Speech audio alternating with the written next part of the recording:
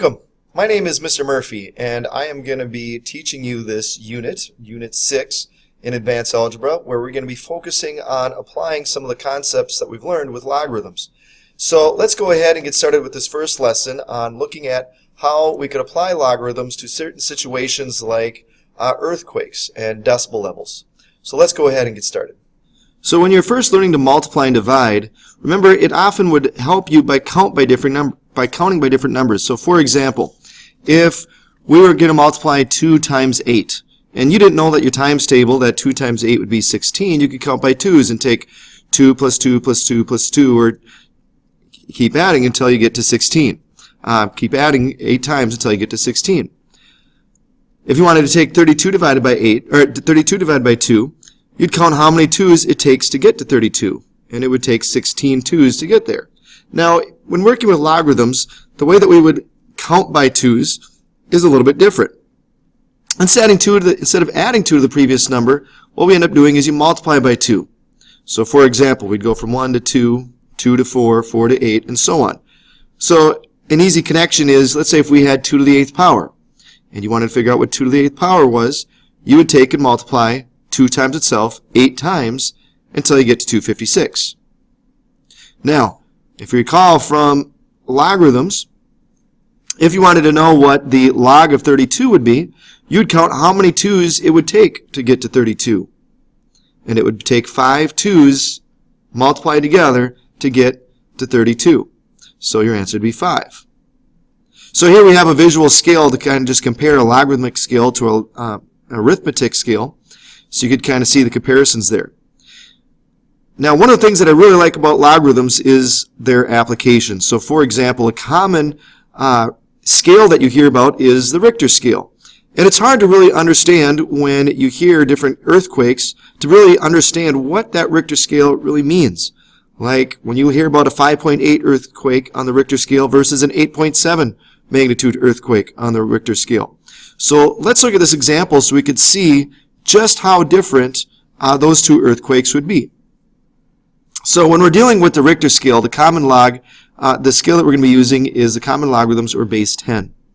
So when we're working with these, and we hear that we have an earthquake that's 8.7 on the Richter scale, and one that's 5.8, and we want to figure out how many times bigger the 8.7 is than the 5.8, we would set it up like this, where you would take 10 to the 5.8 times some unknown, we can call that k, to get it equal to 10 to the 8.7 power. So in other words, we're trying to figure out what would we multiply 10 to the 5.8 by to get it equal to 10 to the 8.7.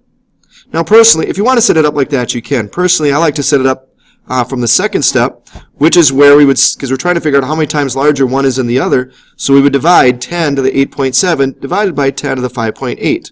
Now remember, from our rules with exponents, if the bases are the same, we subtract the exponents. So another way to look at this would be to take 10 to the 8.7 minus 5.8. And if you do that on your calculator, you get 2.9. So 10 to the 2.9 power would be 794.3. So that earthquake, even though 8.7 and 5.8 don't really seem that much different from each other, the 8.7 earthquake is 794 times more powerful than the 5.8 earthquake. That's a big difference. Let's look at this next problem.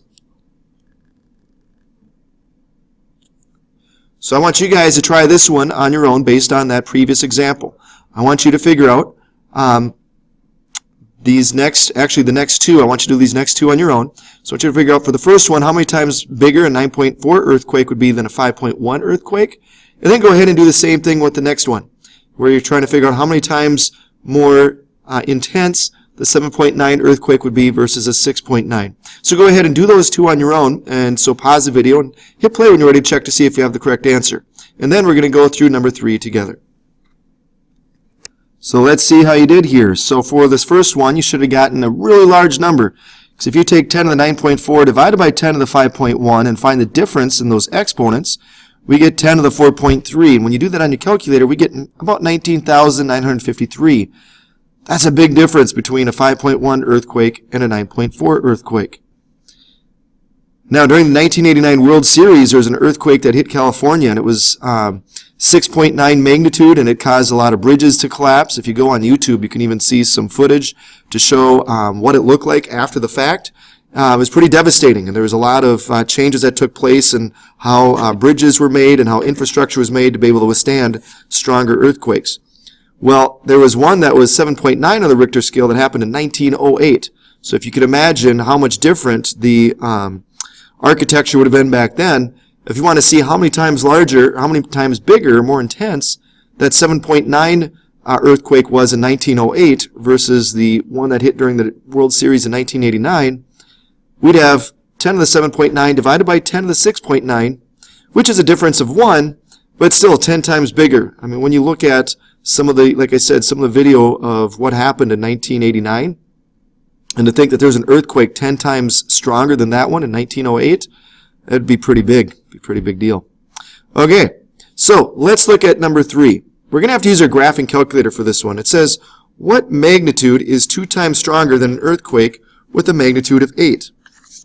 So here's how we're going to set this one up. Because we want to figure out which one, what magnitude earthquake is 2 times bigger than the earthquake with a magnitude 8. So we know that the one that's going to be smaller is going to have a magnitude of 8.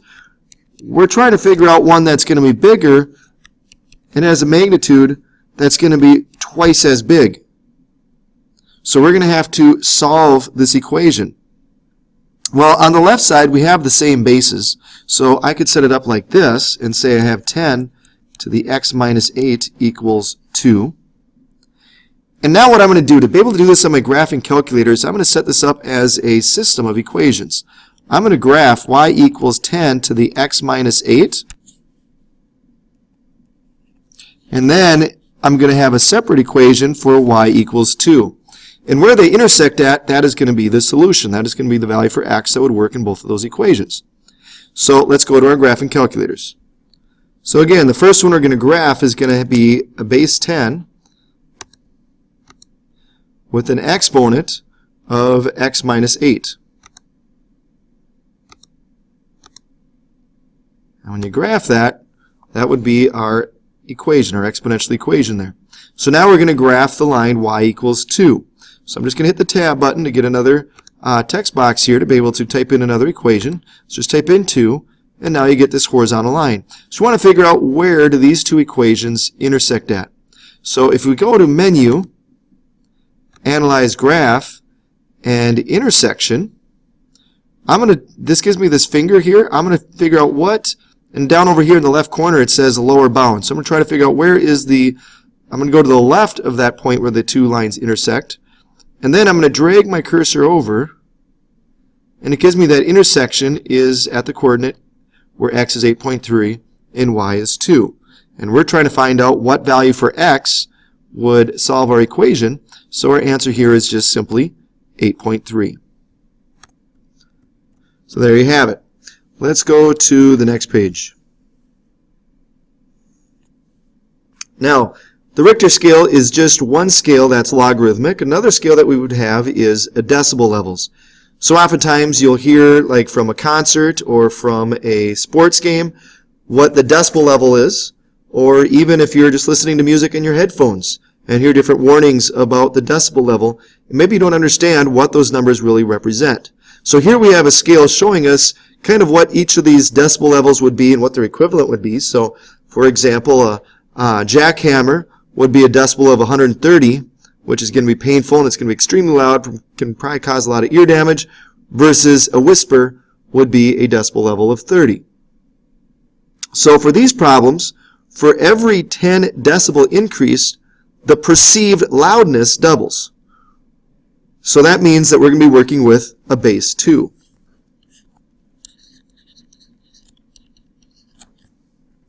Where with the Richter scale, we're dealing with a base 10. So when we want to figure out how many times louder do we perceive the sound of a vacuum cleaner than a whisper, well, the way that we're going to do that is this.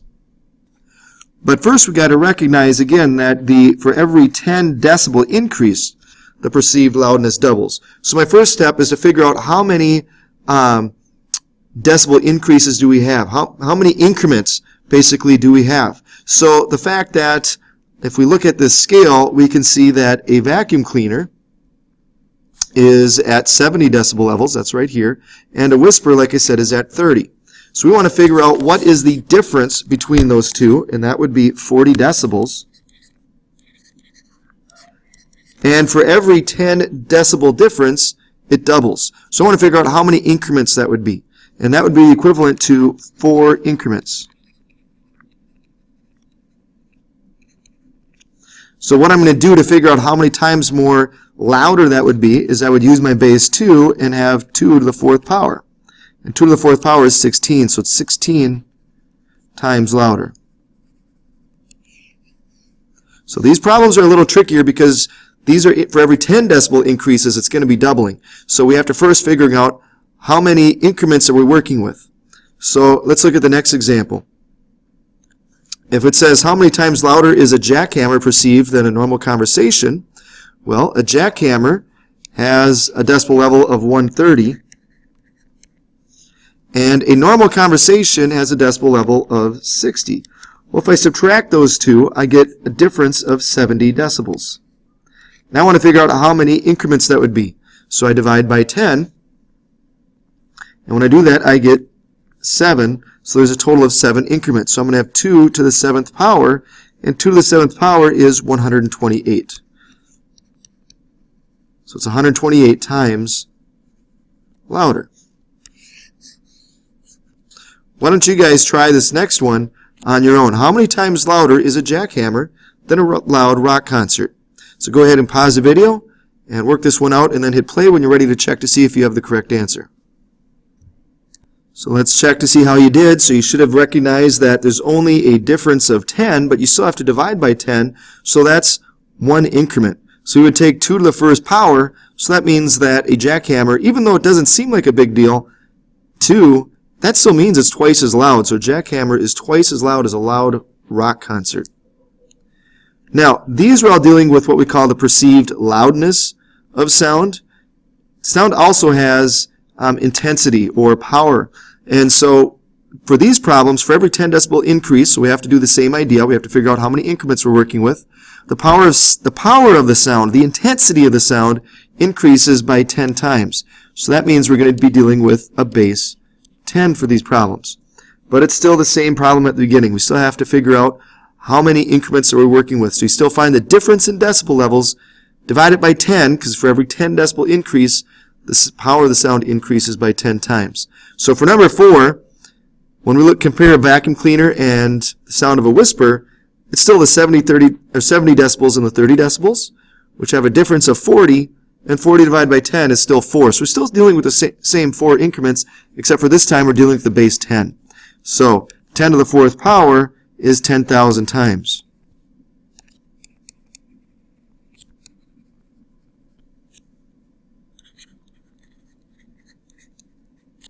So it's 10,000 times more powerful or more intense. So why don't you guys go ahead and do that for these last two, and then go through and read the summary. So go ahead and pause the video and hit play when you're ready to check to see if you have the correct answers. So let's check to see how you did. So you should have gotten 10 to the 7th, which is equivalent to 10 million times more powerful, versus the last one, the rock concert versus a jackhammer, it's 10 times more powerful. Well, there you have it. That is our video on logarithmic scales. So hopefully after watching this video, you have a better understanding of how to use some of those logarithm skills for different real-life applications. One thing to take note of, if you look below me here, for those of you that are taking this course with us at Edina High School, you don't have to worry about knowing all of those specific values on as far as the different decibel levels and things. You just have to know how to compare values on the scales. So just want to make sure I point that out, and good luck now as you work on your assignment.